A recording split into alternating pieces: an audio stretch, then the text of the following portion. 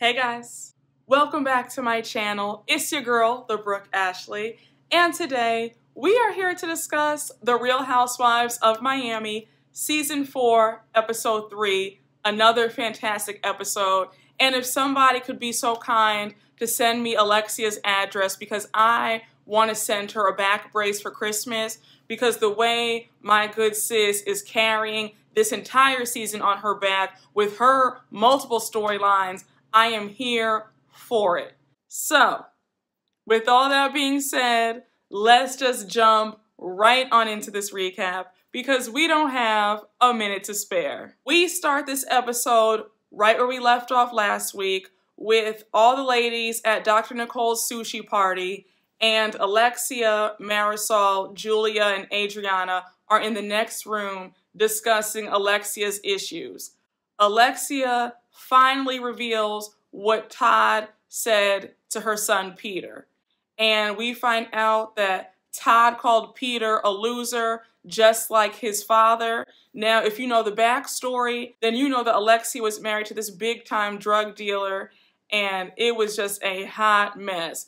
And you know that Peter is a bad boy. He's been getting in trouble since she's been on this show. I remember towards the end of the first season, Peter had gotten in trouble because he had kicked a homeless man for no reason. And I distinctly remember Alexia crying on that reunion about how her son was a good boy, but he just did something stupid, and how she wanted the public to have grace on him. So if you know the history, then you know that Peter has always just gotten himself into a lot of trouble. But anyhow, Alexia starts crying. She says that she loves her son and nobody's gonna tear them apart. Now, Alexia, I understand that that is your baby. You love him to death. But I will say that I'm not surprised, and I'm not even too angry at Todd saying that, because Peter was irresponsible to give his brother, who had a very terrible car accident and is still recovering from it, he was irresponsible to give him weed and to not check that Frankie didn't take too much. That was his bad, and he has to take responsibility for that. I think that Alexia coddles her son. I think that that is the reason why her son doesn't have direction in life. He's just wandering around in this life as this rich man who just can't seem to get his act together. I think that Peter would really benefit from sitting down and figuring out what he wants to do in this life. But I mean, I'm not mad at Todd's response, because I think that anybody would have that reaction. Had Frankie died that night, Peter would be feeling 100 times worse. And nobody would have any sympathy for him had something fatal happen to his brother. I think that Todd is giving him some tough love, and he wants Peter to man up. This was a very intense situation that's not going to fix itself overnight. There's a chance that Todd and Peter might never speak to each other. And something tells me that when Todd called him a loser, that Peter probably lost it and they almost came to blows. I'll bet you money that a physical altercation almost got started, and that's why Alexia is really hurt, but she doesn't want to say it on national TV. But I digress. So now all the ladies go into the dining room to eat, and when I tell you that sushi looked absolutely phenomenal. They had a butter crab roll. Stop playing with me. I love sushi. That sushi looked absolutely amazing, and I know it was so good. And I need all the rest of the franchises to get on board that when you have a party, have some delicious food, okay? Because some of these franchises are behind the 8 ball when it comes to these parties. It's a whole bunch of these long faces looking at each other, and there's nothing to eat. But don't get me started on all that, all right? So while they're eating, Larsa starts asking who at the table is Cuban. Alexia, Dr. Nicole, and Marisol all raise their hands. Now, I said, Larsa, what a dumb question, because Alexia's nickname is the Cuban Barbie. Like, are you paying attention? But we know the answer to that question, so again, let me just move on. So Larsa asks them if they've ever heard of men putting pearls in the shaft of their penises. And they're all like, yes, like that is a big Cuban thing and it's supposed to provide pleasure to the woman. Alexia goes on to say that Cubans are very kinky, and then Lisa is like so shocked by this conversation, and she says that she has never used a sex toy in her entire life. Now, Lisa, I think that that is a lie. I'm not believing it. I'm not buying it, sis. I just said, really? Lisa, stop. Don't play in our faces. So Larsa's nosiness is getting the best of her, and she goes on to ask more questions. She wants to know about Julia's sexuality. And Julia's like, oh, I'm bisexual. And, you know, I have my wife, Martina. I love her. But yeah, of course, I still look and notice other people. But don't get it twisted. This is not an open relationship. Like, this ain't that. So now Alexia interjects, and she lets everybody know that she's going to be accepting an award because she's been such an ally to the LGBTQ community. So now Alexia drops yet another bombshell that after her father passed away, she found out that he was gay. Everybody at the table's in shock, especially Marisol. So now Larsa goes on to ask if Alexia ever knew about Herman, and then Alexia says that Herman always denied it. Then Alexia goes on to say how she married somebody just like her dad. So now Adriana interjects, and she goes on to reveal that at the funeral, someone told her that Herman passed away while he was having sex with another man. So now Alexia says, is that so? Well, if that's the case, and that's how I want to die too. So they all start laughing, and I love how Alexia is very open about everything in her life, and I love how she just takes everything in stride. Now, again, I want somebody to send Alexia a back brace because she is carrying this season, and we are only 3 episodes in. And I meant to say this in my last 2 recaps. I'm really shocked that they would bring Adriana back as a friend of, because Adriana is really bringing her A game as well. Now we move on to the next scene with Larsa Pippen. I know, collective sigh. Anyhow, she's at home and she has a luxury real estate agent, Sean, over because she wants him to appraise the house because she's about to put this house on the market. Now, when I saw this home in the first episode, I immediately said, her home is so dated. Like, you were here for all these years, you've had all this money, and you didn't think to update the home ever? So I got my entire life when Sean came in that house and he was like, wait, you want $14 million for this? Like, I mean, it's a nice size, sis, but your home is extremely dated. I loved when he went into the living room and he said, again, nice size room, but this furniture, it's dated. So while Larsa is giving Sean a tour of this dated home, she's getting upset by his critiques, and it really shows you how immature Larsa is because he's giving you constructive feedback. He is a luxury real estate agent. He knows best. He knows what's going to sell at what price. If you don't renovate your home, you're not going to be able to sell it for $14 million. And I'm sorry, girl, but your house just isn't giving what the girl said it was supposed to have gave. So now Sean wants to know about the finances.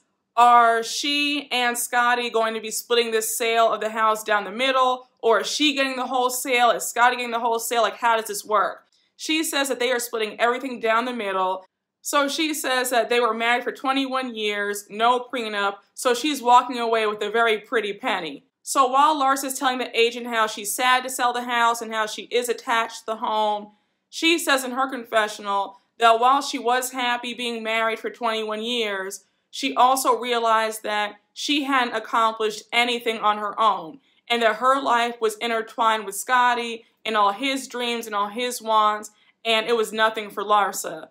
Now, anybody can see that. You can tell that Larsa does not feel fulfilled at all, and that's why she's having this midlife crisis, and she's trying to recapture her youth because she's scrambling and she feels like, I've done nothing, like I have nothing to show for it. Honestly, any scene with Larsa in it is always kind of painful to watch because she has a very nasty disposition. just the way she speaks. She always seems like she's irritated about something, or she just doesn't seem like a pleasant or a happy person whatsoever. I feel like it would be painful to have a conversation with her because it's like it's nothing there. Just a very dull personality. But I digress. Now we move on to a short scene with Alexia and Gertie. They're having some drinks and some lunch, and they're talking about Dr. Nicole's sushi party. Gertie brings up Adriana's comments about Herman and how he passed away while he was having sex with another man, allegedly.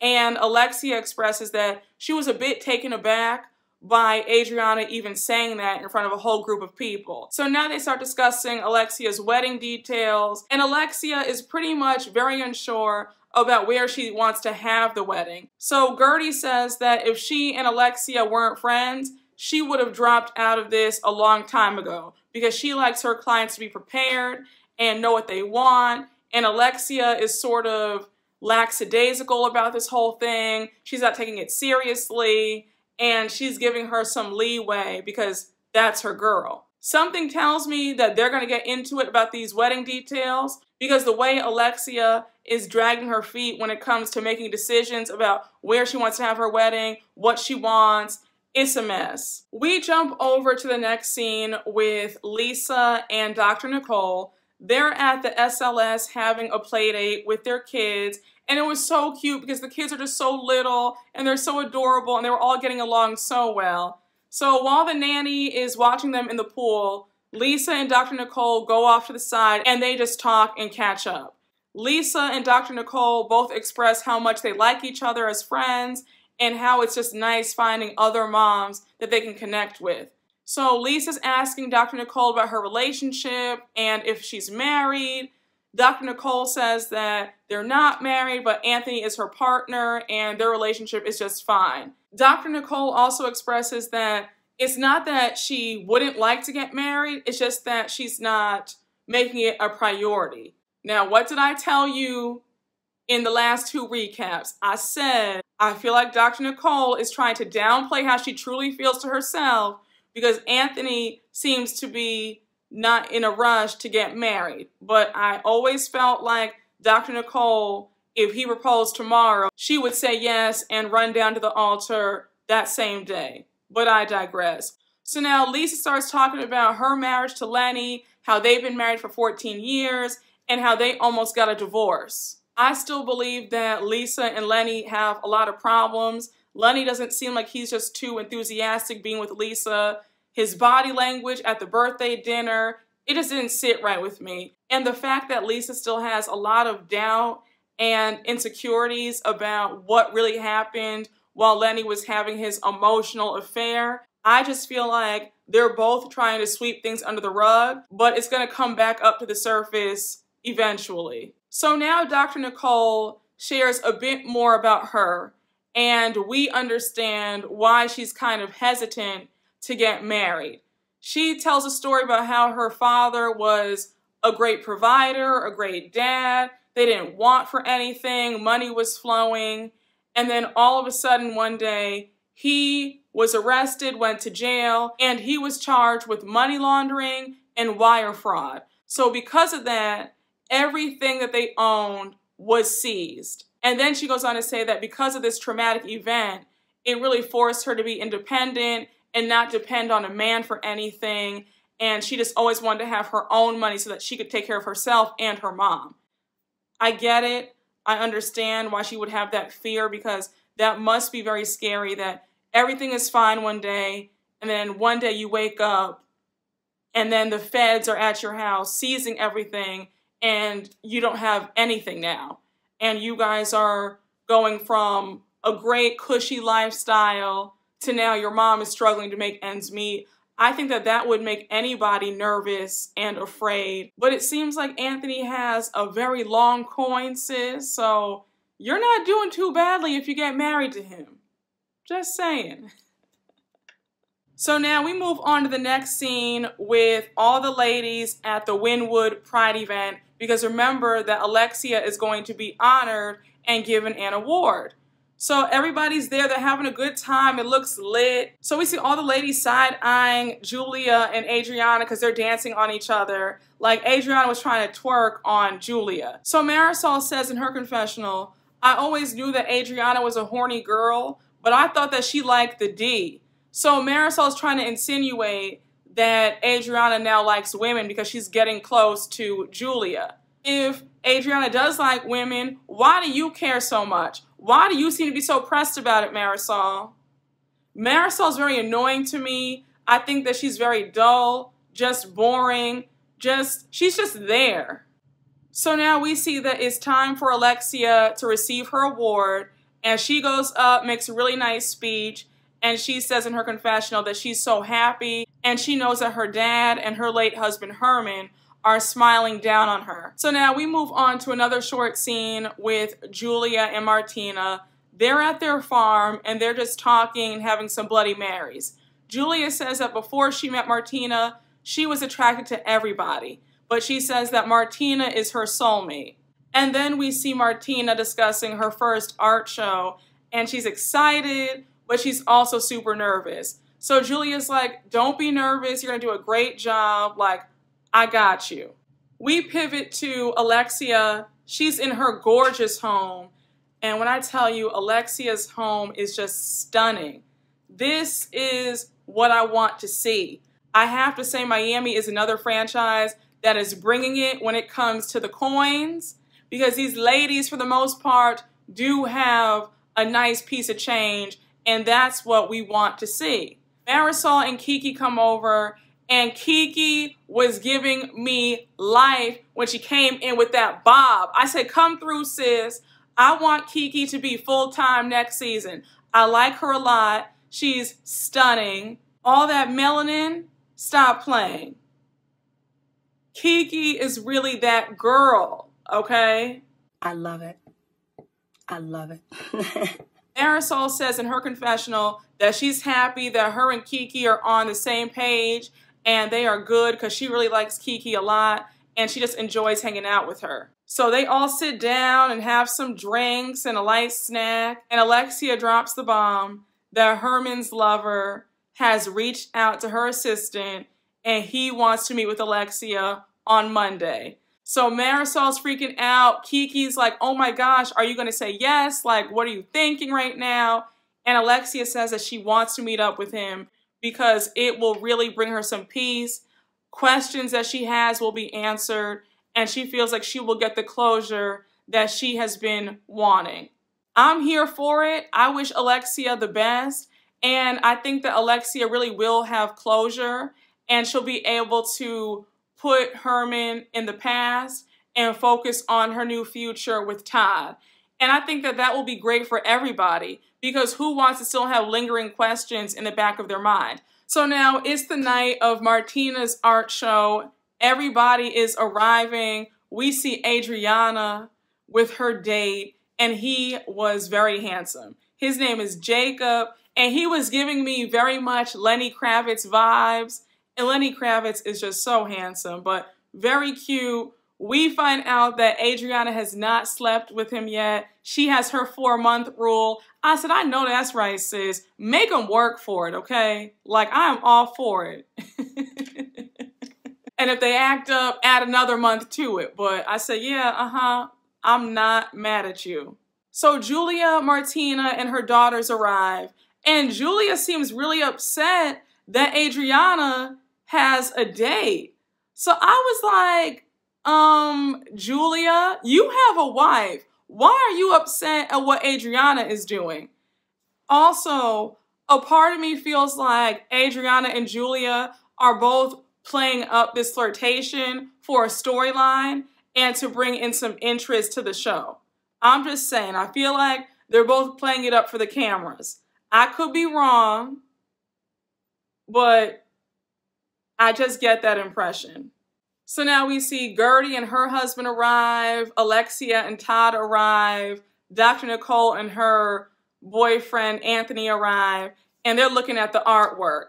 Now, you could tell that nobody was too impressed by that artwork because nobody said that they wanted to buy it. They were trying to force Anthony to pull out his wallet, and he was kind of like, I'm gonna need a few more drinks before I even consider buying anything. And I wouldn't have bought anything either. I wasn't feeling it. God bless Martina. I'm glad that she enjoys painting, but her artwork was not for me. If I want to spend top dollar, I'll be getting some black artwork or a Picasso. I'm just saying. And Martina, all that money that you made playing tennis for all those years, girl, you are not hurting for a check. So whether that artwork sells or doesn't sell, you are still going to be fine. Now we see Kiki and Larsa arrive, and Adriana's greeting them. So while she's talking to them, Adriana's second date arrives, and he was cute too. So now Larsa and Kiki are like, oh, okay, like we saw your first date outside and he was fine. So you're telling me that you have a second man here? Like, oh, okay. And did you guys notice how Kiki and Larsa kept saying how fine Jacob was, Adriana's first date, the one who looks like Lenny Kravitz? I said, okay, like you said it once, you don't need to keep saying it again. Larsa was giving me that she wanted him all for herself. And we know how Larsa gets down.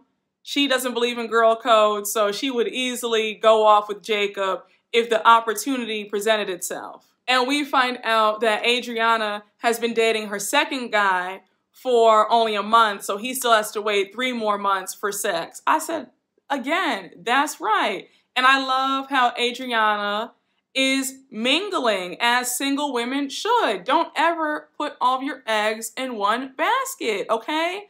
Until your last name is changed, until there's a nice Cartier or David Yurman on this finger, then you go out and mingle, okay, as you should be. So Adriana is super nervous that both of her men are there. And of course, Larsa has to be super messy, and she's like, oh, so this is your day in front of the second guy, and like Jacob is kind of around in the vicinity. And Adriana's like, Larsa, I'm not doing this with you tonight. Don't do it. Like, shut up and be quiet, because you're not about to mess up what I have going on because you're jealous. Larsa is definitely the type who's very jealous-hearted, and she would definitely try to mess you up if you have some stuff going on and she doesn't. And she looked very envious that Adriana had 2 handsome dates there while she was just there by herself. Then we see Dr. Nicole say in her confessional that she's confused that Adriana has these dates because she thought that she liked chicks more than she likes dicks. I'm like, well, Dr. Nicole, how could you make that assessment when you only met Adriana like 2 times? Something tells me that I'm not going to like Dr. Nicole. I think that she's trying to be messy and trying to be snarky and snide on purpose. And it's like, girl, you just got here. We don't know you. These ladies don't know you. So for you to make that assessment that you thought that Adriana liked women, I'm like, I didn't know you knew her that well to make that judgment call. And if she does like women more, then why do you seem so pressed about if she's dating men? Like, why do you care? Sweetheart, worry about your own life, because the way you get upset when somebody goes on to ask you if you guys are married or not, you seem to get upset about that. So mind yours and let Adriana do what she's doing. I feel like these women are trying to blow Adriana and Julia's flirtation out of proportion because they need a storyline and something to talk about. So now Julia is looking for Adriana, and she says that she's getting upset because Adriana needs to be focusing on getting her wife's artwork sold and stop focusing on her dates. I'm like, sis, nobody needs to be coerced into buying some artwork that they don't want to buy. I hate to break it to you, but I was not moved by Martina's artwork. It wasn't giving. And everybody else wasn't too impressed by the artwork either. If somebody has to force your hand to buy something, then that should tell you something right there. I said, what do you want Adriana to do? Put a gun to their head and tell them to buy the artwork? Like, no, sis. She did her job. She's letting them look at the artwork. If somebody wants to buy it, they'll buy it. Period, point blank. I don't know why Julia's acting weird and upset that Adriana has some dates. At the end of the day, you're a married woman. You said it yourself that you guys don't have an open relationship, so you should not be pressed about who Adriana is seeing. Period. And Julia, don't get caught up trying to get with Adriana when you have a wife who will walk out that door if you cheat on her. And she and her millions will be saying, shout out to everybody, I have fun. And you'll be sitting up there with egg on your face. So I said, sis, again, worry about your marriage and not about what Adriana's doing in her spare time. So now we see Martina get up and she's thanking everybody for attending. And she thanks Adriana for setting up the art show in the first place. So now we move on to the final scene of the episode. And it is Alexia at a restaurant. And she is waiting to meet Herman's lover, Leo. She says that she's nervous, but she says that hopefully Leo can provide some answers. And then we see to be continued on the screen. And child, we have to wait till next week to see what goes down. Y'all, another fantastic episode. Miami is really giving what the other girls were supposed to have gave, in the words of Rolling Ray, and I'm here for it. Alexia, give yourself a round of applause because, baby, this is your season. Because you are truly giving us everything that you've got, and I am so appreciative for you. Just amazing. Like, I'm loving Miami. I had no idea that Miami was going to be this good, but here we are. And if you aren't watching the reboot, please get Peacock because this is grade A television. I'm here for my Miami girls. But y'all, thank you all for watching my recap. I hope you all enjoyed. And as always, make sure to like, comment, and subscribe. And I will see you all later. Bye.